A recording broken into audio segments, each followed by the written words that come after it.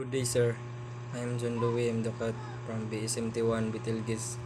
I am discussing what makes ship stability become unstable by outlining at least two causes and courses of actions to make it stable.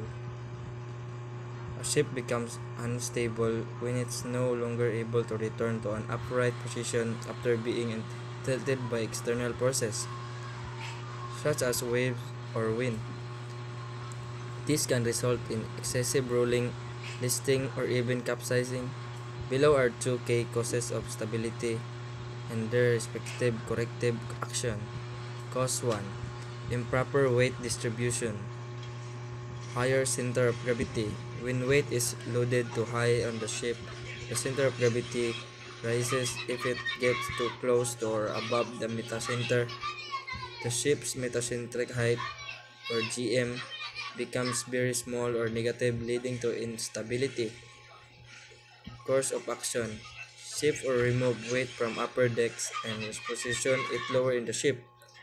Ensure cargo is evenly and properly distributed, keeping heavy items low and centered.